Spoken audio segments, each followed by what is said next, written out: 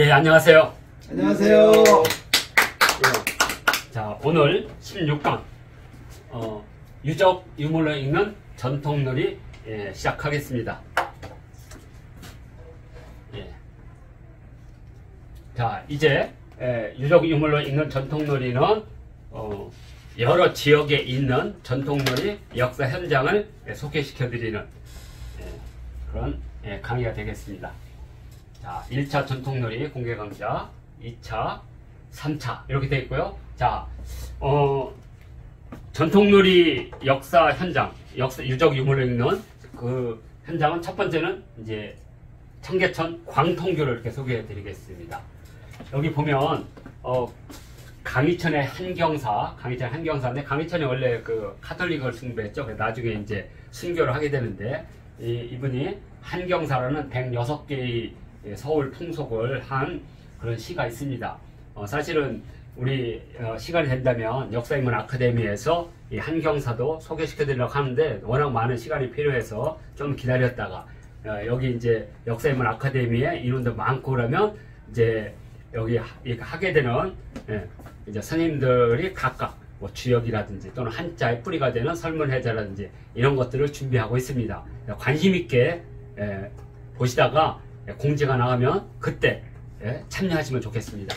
자, 한경사에 보면 여기 보면 천변, 그죠? 연소 공분 이렇게 해서 쭉 나와서 쭉 하면 여기 어디 있더라? 여기인가? 혹시 하여튼 이 강희천 한경사의 타구 및 연날리기가 여기 다 타고 있는 타고. 그래서 이 청계천 광통교에 이제 물이 얼면 여기에서 타구를 했다고 하는 그런 이제 풍속이 있습니다. 자, 그래서 예전에 성균관 스캔들에서 이렇게 격방하는 모습들이 있었는데 바로 이런 것들이 이 광통교에서 있었고요. 또 해정교에서도 어린아이들이 바로 왜냐면 이 광통교와 해정교는 사실 이 청계천과 이 대군동천이 만나기 때문에 이렇게 얼음이 넓게 퍼져 있습니다. 거기서 격방하기 딱 좋겠죠. 그래서 그 청계천 입구인 광통교와 종로의 입구에 위치한 해정교는 격방의 가장 대표적인 역사 현장이 되겠습니다. 이렇게. 자, 그리고 광통교에서는 연날리기도 했고 이른바 닭싸움, 투개라는 것도 했고 그 다음에 가장 유명한 다리밟기를 했습니다. 이렇게. 그래서 서울시에서 지금 광통교의 다리밟기를 제안한 바가 있습니다. 그래서 청계천 광통교는 그런 역사적인 현장도 있지만 우리가 잘 아는 김홍도, 단원 김홍도가 도화서가 여기 보면 이쪽 광통교에서 약간 남쪽으로 한 600m 떨어진 곳에 도화서가 있습니다. 도화서에서 경희궁까지 늘 이렇게 화사로 있을 때 출퇴근을 했는데 그때 당시 도화서의 화원들에게는 월급이 거의 없었기 때문에 바로 이 광통교에서 그림을 팔아서 연명을 했다고 알려져 있습니다. 광통교는 조선시대 때 가장 뜨거운 거리, 핫플레이스였고요. 이곳에서 가장 많았던 게 바로 그림, 속화를 파는 것. 그리고 또 하나가 바로 이러한 놀이들이 많이 행해졌다는. 그래서 아마 조선시대 때 청춘 남녀가 만남의 약속 장소 한다면 80년대는 종로서적이었다면 300년, 400년 전에는 바로 광통교였다는 거. 그래서 사극에서 항상 다리에서 많이 만나는 모습이 나오는데 그게 바로 지금의 광통교라는 것 이렇게 알려드리고요. 자, 두 번째로는 이건 이제 우리가 가볼 수는 없지만 현재 개성 만월대 요거 그때 당시 순종이 여기를 만월대로 순항했던 사진입니다. 1909년도. 그리고 나서 100년이 지난 후에 남과 북이 여기를 공동 발굴하게 됩니다. 여기에서 3줄 권호가 6점이 나왔고 특별하게 또 4줄 권호가 나왔습니다. 그러니까 4줄 권호는 유일한 거죠. 그래서 개성 만월대에서 이러한 권호가 있음으로써 왕궁을 건축하던 공인들이 쉬는 시간을 이용해서 이렇게 다양한 고누놀이를 하고 있었다는 것을 우리가 확인할 수가 있습니다. 고누는 저 북쪽의 발해부터 시작해서 신라 그리고 고려 조선까지 이어지는 가장 대표적인 어른 놀이였다는 거, 가장 대중적인 놀이였다는 거. 이 놀이가 좀 더 복잡해지면 장기 바둑이 되는 거겠죠. 자, 그래서 개성 많을 때를 소개해드리고요. 자, 또 하나는 우리 미래학교와 한국전통노래학교에서 보관해서 현재 전승 중에 있는 것이 육박이라고 하는 놀이입니다. 육박이라는 것은 6개의 윷을 던져서 거기에 나오는 윷 사이로 말을 움직이는 건데 육판 자체가 바로 이렇게 원래는 이런 거울에 이렇게 그려져 있습니다. 박국경 또는 방격규교 사신경이라고 해서요. 공주 무령왕릉, 경주 황남대청, 김해, 부여 노화심, 부여 노화심까지 있으니까 이것은 자국 쪽에 부여, 고구려, 백제, 신라, 가야 모두 이게 나오고 또 국립중앙박물관에 가면 고려시대, 여기 고려시대에 또 이 육박경이 나옵니다. 그러니까 어떤 분들은 이런 말을 하더라고요. 이 육박경이 놀이를 했다는 증거가 있느냐? 그러면 이렇게 반문하겠습니다. 놀이판인 육박이 있는데 놀지 않았다는 근거가 있느냐? 이건 누구도 알 수가 없는 겁니다. 놀았는지 안 놀았는지. 그렇지만 고려시대 때 이규보의 시에 육박을 놀았다는 분명한 시가 있습니다. 육박을 놀았다는. 근데 우리나라에서는 그것을 전부 다 윷놀이로 번역을 해봤어. 왜 그 사람들 그때 육박이라는 놀이를 몰랐어요. 지금도 많은 사람들이 육박의 놀이가 있는지를 몰라요. 근데 육박은 지금부터 2100년 호남 장사 망태유적에서 완벽한 하나의 세트로 육박, 윷과 놀이판 다 나왔거든요. 그 다음에 육박에 관한 놀이인 육박경이 주간으로 이미 나왔습니다. 그래서 놀이를 했다는 걸 알 수가 있고요. 바로 그러한 이 육박경은 이렇게 거울로 해서 이렇게 지금 전해지고 있고 또 그 거리나 그 시장에서 놀기 위해서는 이 구리로 만든 거울이 비싸고 만들기가 어렵고 이곳에다 놀이 하기에 적합하지 않기 때문에 나중에 네모난 나무판을 만들어서 결국에는 거기서 육박을 했다는 것을 우리가 확인할 수가 있습니다. 그래서 현재 국립중앙박물관에 가면 삼안시, 지금의 평양, 낙남, 정백동 유적에서 출토된 거고 이것은 가야의 대성동 고분군에서 출토된 거고요. 이것은 고려시대에 있는 겁니다. 그러니까 세 개를 볼 수가 있습니다. 그리고 숭실대 박물관에서도 볼 수가 있고 경주 박물관도 볼 수 있고 이렇게 다양하게 육박판을 볼 수가 있습니다. 육박판에 대한 어떤 동양 철학적인 관점은 오늘 설명하지 않고 육박놀이의 놀이판인 박국경 또는 육박경이 이렇게 다양하게 있는 역사 현장을 이렇게 소개해 드렸습니다. 자, 다음은 우리가 경복궁입니다.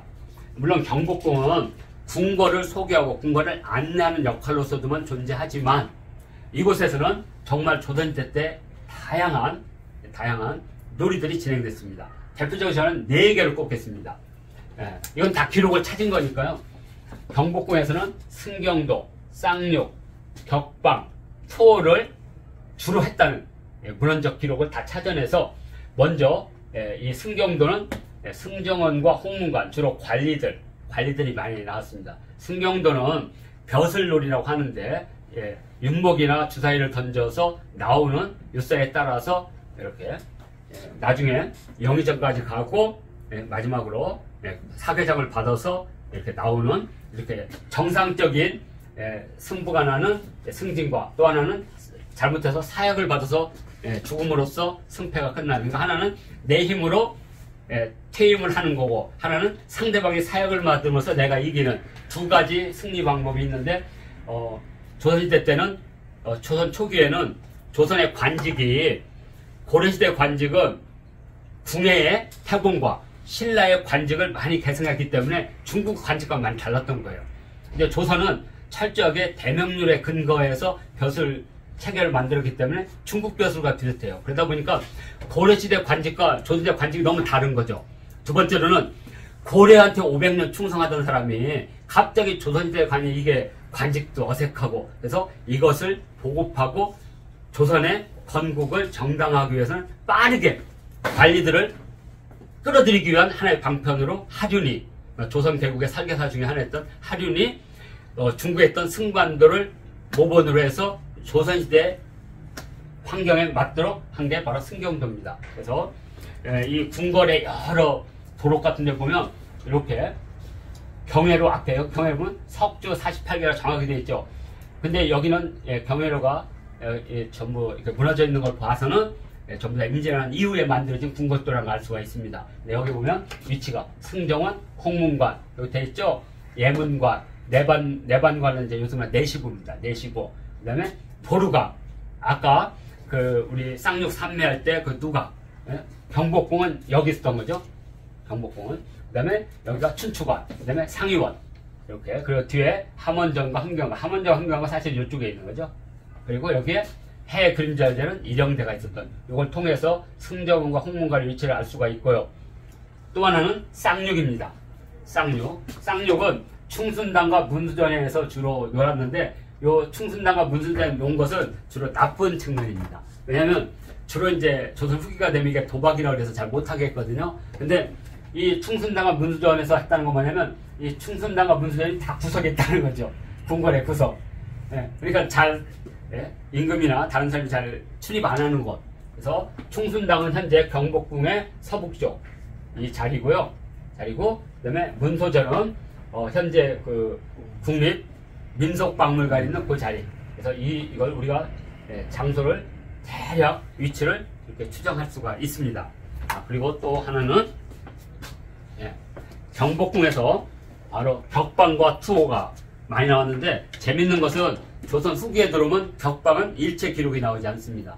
그만큼 이제 조선이 문의 나라로 바뀌고 있다는 거죠. 근데 조선 초는 왕족이나 이런 사람들이 대부분 말을 타고 사냥하고 전투했던 사람들이라 이 사람들은 이 격방을 아주 자연스럽게 그래서 격방을 했던 데가 승정원, 홍문관, 예조, 경회로, 종친부 여기 죄송합니다. 여기가 경회로, 사정전, 교태전, 화의당 화의딩이로 되어 있네요. 화의당.